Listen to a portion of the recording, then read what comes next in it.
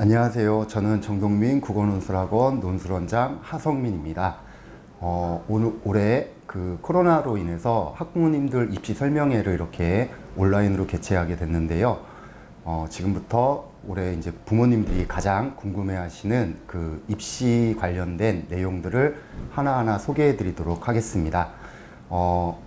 일단 부모님들께서도 많이 들으셨겠지만 대부분의 어떤 대형 입시 학원들이 주최하는 어떤 설명회에서는 정시라든가 수시와 관련된 구체적인 어떤 수치를 바탕으로 해서 설명을 드리는데, 저는 오늘 그거보다는 조금 제가 논술학원 그러니까 원장으로서 부모님들이 상담 오셨을 때 제일 궁금해 하시던 항목들을 중심으로 해서 설명을 드리도록 하겠습니다.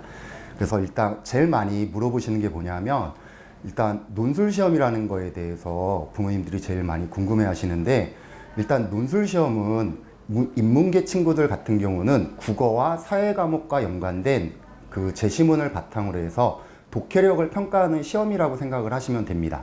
그리고 자연계 학생들 같은 경우는 자연계 논술에서 중시하는 게 기본적으로 수학이거든요. 그러니까 수학에 대한 계산 능력을 평가하려고 하는 시험이 논술 시험의 핵심입니다. 그 다음에 논술 시험의 난이도에 대해서 많이 궁금해 하시는데, 실제 학생들이 논술 시험에 대해서 오해하는 것 중에 하나가 논술이 매우 어려운 시험이 아니냐라고 많이 생각을 하는데, 어렵다기보다는 저는 학생들한테 이렇게 설명을 하거든요. 낯선 거다. 무슨 얘기냐면, 접해보지 않았기 때문에 낯설고 낯설기 때문에 어려운 것 뿐이지, 막상 준비를 해나가면은 그렇게 난이도가 높지 않은 시험이라는 걸 알게 될 거고, 본인들도 충분히 자신감을 갖고서 대비할 수 있는 시험이구나 라고 생각할 수 있습니다. 논술 문제가 그럼 어떤 것들이 나오냐에 대해서 많이 질문을 하시는데요. 이거를 문과와 이과 논술 문제의 유형별로 나누어서 설명을 드리도록 하겠습니다. 일단 문과 논술은 국어와 사회 과목에 나오는 다양한 제시문들을 활용을 하게 됩니다. 그러다 보니까 문학 제시문이 나올 때도 있고 비문학 제시문이 나올 때도 있고 도표나 그래프 같은 자료가 나올 때도 있습니다. 그리고 이런 자료들과 제시문들을 바탕으로 해서 어떤 것들을 평가하려고 하냐면, 요약, 비교, 분석, 해석, 논증과 같은 다양한 유형에 대해서 읽고 쓰는 걸 평가하려고 하는 게 문과 논술의 핵심입니다.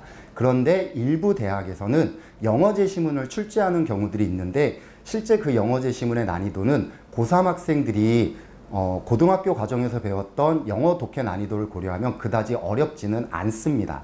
그 다음에 문과 논술이라고 하더라도 서울에 있는 일부 상경 계열 대학들이 수리 논술 시험을 보는 대학들이 있습니다. 이 경우에 오해하시면 안 되는 게 뭐냐면, 수리 논술 문제는 대부분 수학 문제를 평가를 하게 되는데, 이때 수학 문제의 난이도가 조금 높은 편입니다. 그러니까 문과 친구들 중에서 상경 계열 수리 논술을 봐야 되는데 도대체 어느 정도 실력을 갖고 있어야 되는지 궁금한 친구들이 많은데, 수학 모의고사 원점수가 80점대 후반 이상의 친구들은 수리 논술을 준비하는 것도 하나의 방법이 될 수 있습니다. 그 다음에 이과 친구들 같은 경우는 수리 논술, 그러니까 수학 논술과 과학 논술을 병합해서 보는 대학들이 대부분의 학교들이 그렇게 시험을 보고 있는데요. 기본적으로 수학 실력이 강한 친구들이 유리하다는 게 원칙입니다. 그 다음에 과학에 대해서 자기가 자신감이 있고 수학은 조금 약하다고 한다면 그런 과학 논술이 추가되는 학교를 선택하는 것도 하나의 옵션이 될 수 있는 거고요. 또 나는 이과긴 하지만 수학을 정말 못하는데 논술로 대학을 갈 수 있는 대학이 어디가 있냐 그러면, 여학생들 같은 경우는 서울여대 같은 경우는 과학 지문을 읽고 설명문을 정리하는 문제를 내고 있습니다. 그러니까 그런 식으로 학교별의 어떤 유형에 대해서 자기가 잘할 수 있는 것과 못하는 것들을 잘 파악해가지고 원서에 대한 전략을 잘 세우면은 입시에서 생각보다 굉장히 괜찮은 결과, 상상치도 못한 어떤 긍정적 결과를 얻을 수도 있습니다. 그 다음에 또 많이 질문하시는 게, 성적 관련해 가지고 과연 논술을 준비해야 될까 하지 말아야 될까 고민하시는 경우들이 많은데요.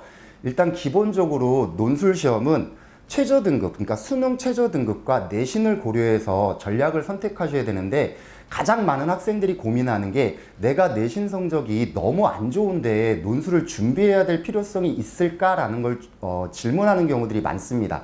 근데 실제 해마다 논술 전형에서 합격하는 학생들, 그리고 대학들이 발표한 논술 전형의 합격생들의 내신 평균 성적이 대부분 뭐 4등급대에서 5등급, 심지어 상위권 대학들 같은 경우는 6등급까지도 나오는 경우들이 있습니다. 그러니까 그 얘기는 자기가 학교의 교과 내신이 낮다고 하더라도 수능 성적이 어느 정도 최저 등급을 충족시킬 수 있다고 한다면 조금 적극적으로 고려해 볼 수 있는 경우가 될 수 있습니다. 그러니까 내신이 너무 낮다고 논술을 포기하기보다는 내신이 낮기 때문에 자기가 갖고 있는 모의고사 성적과의 조합을 통해서 자기가 지원 가능한 대학이 어느 대학들을 과연 할 수 있나라는 걸 파악한 다음에 그 대학들의 문제를 지금 여름방학 때부터라도 준비를 하면 입시 합격의 가능성을 조금 더 높일 수 있게 됩니다. 그러니까 너무 내신이 낮다고 고민하지 마시고요. 실제 우리 학원에서도 저는 이제 문과 친구들 논술을 주로 담당하게 되는데 작년 같은 경우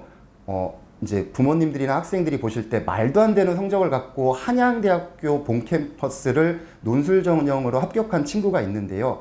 일반고 여학생인데 내신이 5.7등급입니다. 3학년 1학기 때까지 최종 내신이 5.7등급이었고 이 친구가 9월달 모의평가를 시험을 봤을 때 국어 수학 평균이 4등급이었어요. 근데 이 친구가 논술을 놓지 않고 끊임없이 준비한 결과 한양대학교 본캠퍼스를 논술로 갈 수 있었습니다.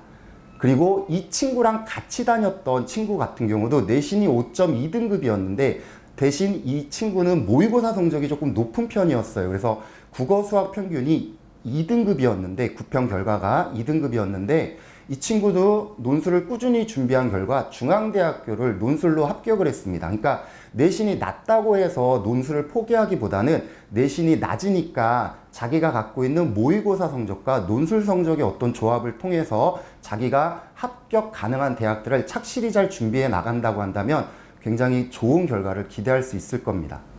네, 그 다음으로 많이 질문해 주시는 것도 뭐냐면 논술의 정규 수업과 파이널 수업의 차이점에 대해서 많이 질문을 하시는데요.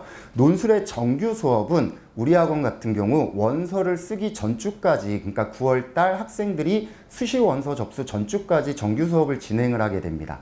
이 정규 수업에서는 무엇을 하게 되냐면 논술도 대학마다 유형이라는 게 있습니다. 그래서 그 유형에 대해서 대학들이 원하는 답안의 틀에 맞게 반복적으로 읽고 쓰기를 하면서 그 유형에 대한 장단점을 파악해가는 시간을 갖게 되고요. 파이널 수업은 학생들이 수시 원서 접수가 끝나고 각자 지원한 대학 문제를 집중적으로 푼다고 생각을 하시면 됩니다. 그래서 그 대학별 집중 문제를 풀어가면서 그 대학에서 원하는 채점 기준에 부합할 수 있는 답안 작성에 대해서 연습을 하는 시간인데요. 집중 수업, 그러니까 파이널 수업과 정규 수업에서 항상 강조하는 건 뭐냐면 논술은 절대 100점이 나올 수 없는 시험입니다. 그렇기 때문에 학생들에게 채점 과정에서 감점을 줄이도록 최대한 연습을 시키는데 초점을 맞춰서 수업을 진행을 하고요. 그 과정이 조금 학생들한테는 답답할 수도 있어요. 왜냐하면 잘 못한다고 생각하고 항상 틀리니까요. 근데 논술은 100점이 안 나온다는 건 누구나 틀릴 수밖에 없다는 거고 결국엔 내가 덜 틀려야지 합격할 수 있다는 것만 기억하면은 논술에 대한 부담을 크게 줄일 수 있는 시간이 될 수 있습니다. 그리고 실제 수시 원서를 접수할 때 많이 궁금해 하시는 게 경쟁률이, 특히 논술 경쟁률 보시면 경악을 금치 못하실 건데요. 어떤 대학들은 200대 1, 150대 1 이렇게 되니까 논술을 차라리 안 하는 게 낫지 않냐라고 많이 질문을 하시는데요. 그러면 이렇게 말씀을 드립니다. 최저 등급이 있는 대학들, 주로 서울의 상위권 대학들이나 중위권 대학들은 실제 수능이 끝나고 나면 논술에 대한 실질 경쟁률은 굉장히 낮아집니다. 어디까지 낮아지냐 하면 한 30%, 40%까지 경쟁률이 떨어지게 됩니다. 그러니까 쉽게 얘기해서 100대 1, 그러니까 원서를 접수할 때는 100대 1이었지만 수능이 끝나고 나면 40대 1, 심지어 30대 1까지 가는 대학들도 있습니다.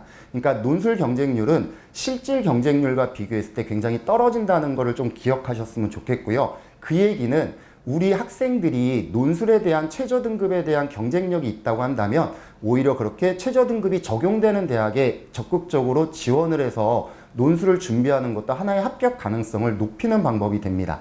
그런데 최저 등급이 없는 대학들이 있습니다. 그러면 이 대학들은 경쟁률이 높으니까 당연히 우리 애가 될 가능성이 적지 않겠냐라고 많이 생각하시는데요. 그런 대학들도 마찬가지로 하나 말씀드리는 건 뭐냐면 지금 부모님들이 최저 경쟁률이 최저 등급이 없다 보니까 논술 경쟁률이 너무 높지 않냐라고 두려워하시죠. 그렇기 때문에 실질적으로는 학생들이 지원을 잘 안 하게 됩니다. 그러니까 그 대학들도 결국에는 경쟁률 자체가 생각하는 것보다 그다지 높지 않습니다. 그렇기 때문에 그런 점들을 잘 고려해 가지고 준비를 한다고 한다면 논술 경쟁률 그렇게 크게 두려워하지 않으셔도 되고요.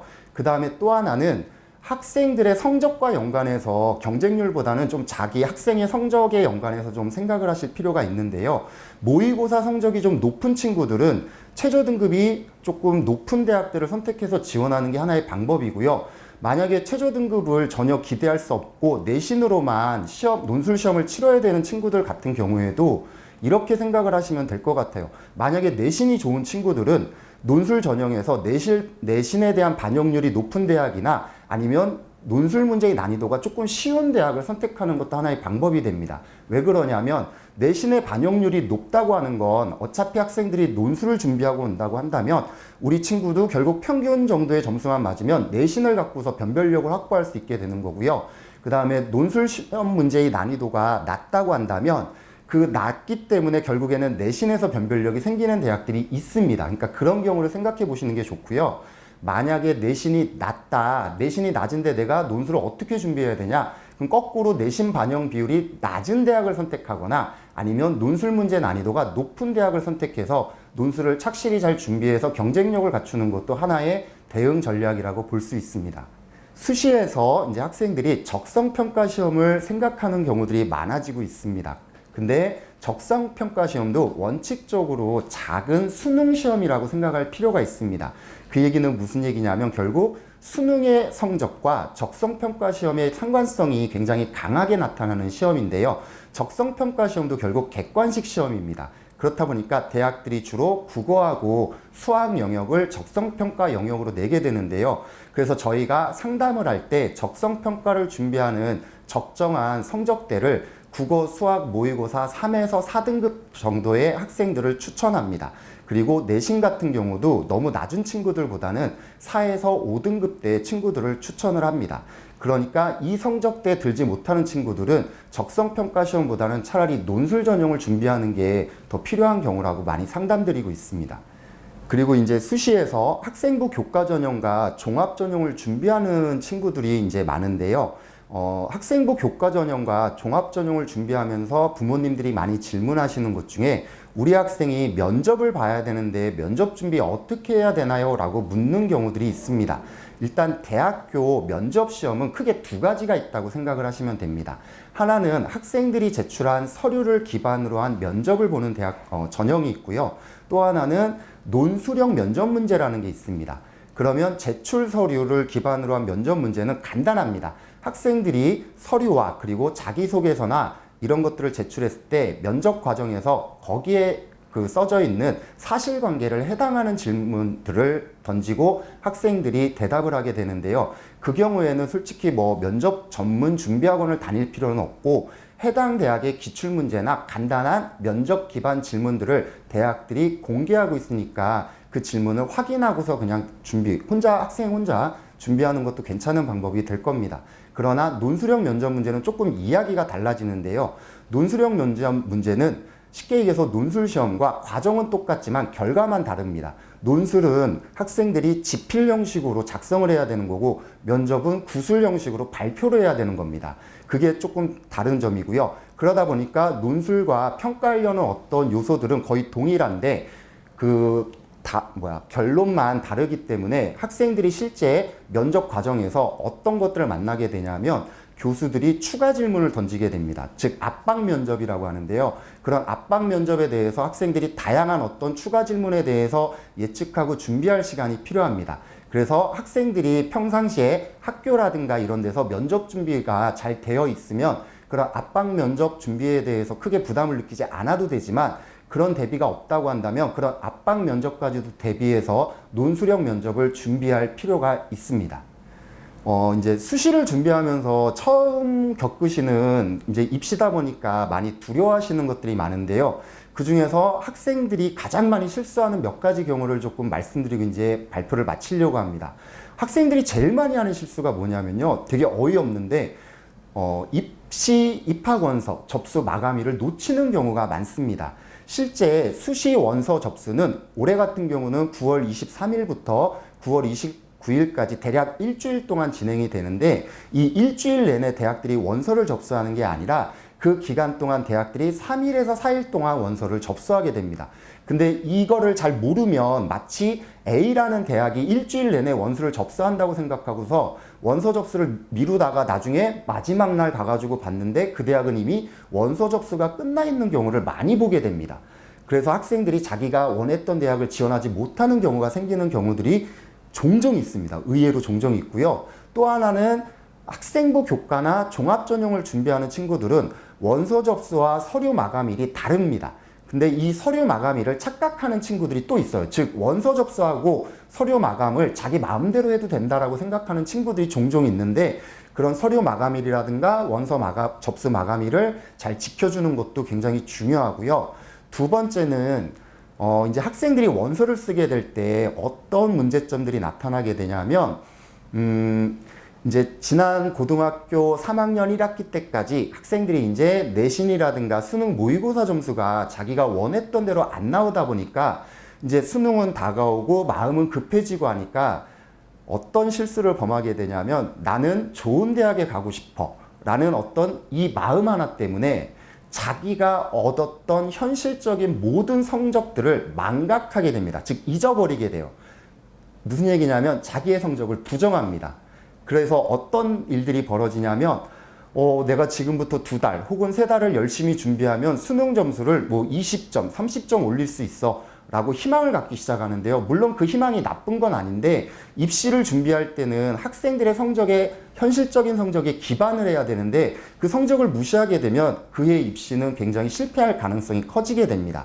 그러니까 자기 성적에 대한 좀 냉정한 평가가 전제가 돼야 되고요. 그 성적에 대한 어떤 평가를 통해서 자기가 현실적으로 대응할 수 있는 입시 전략이 과연 수시, 정시 중에 어떻게 접근을 해야 되는지를 냉정하게 생각해야 되고 상담받을 필요가 있습니다. 그래서 우리 학원 같은 경우는 학원에 있는 재학생들의 경우 성적표를 갖고 오면 저하고 시간을 맞춰서 상담을 거의 무료로 진행을 해주니까 그런 거를 활용하는 것도 하나의 방법이 될 수 있습니다. 그리고 또 하나는 부탁드리는 건데, 이제 입시 관련된 자료 중에 물론 이제 여러 입시 기관에서 발표하는 자료들도 물론 중요하지만 가장 중요한 자료는 자기가 희망하는, 진학하기 희망하는 대학에서 전년도 입시 결과라는 걸 반드시 발표합니다. 그러니까 해당 대학 입학 홈페이지에 들어가셔서 전년도 입시 결과 혹은 2년 정도의 입시 결과를 수시, 정시 다 살펴보고 결정하는 것도 하나의 중요한 방법입니다. 그러니까 조금만 고생하면 되거든요. 그 정도의 성실함은 기본적으로 필요하다고 보고요. 그래서 그런 어떤 대학들의 전년도 입시 결과를 바탕으로 자기의 성적에 대한 현실적인 평가, 이런 것들을 종합해서 입시를 접근한다고 한다면 생각보다 성공적인 입시를 마무리할 수 있게 됩니다. 올해 입시 설명회를, 고3 입시 설명회를 이렇게 말씀드렸는데요. 진짜 하나만 당부드리고 싶은 거는, 학생들이 해마다 실수하고 실패하는 게 항상 자기 성적에 대한 너무 근거 없는 희망을 갖는 경우가 많은데요. 자기의 성적을 냉정하게 인정하면 오히려 성공한 학생들이 더 많습니다. 이걸 하나 꼭 당부드리고 싶습니다. 감사합니다.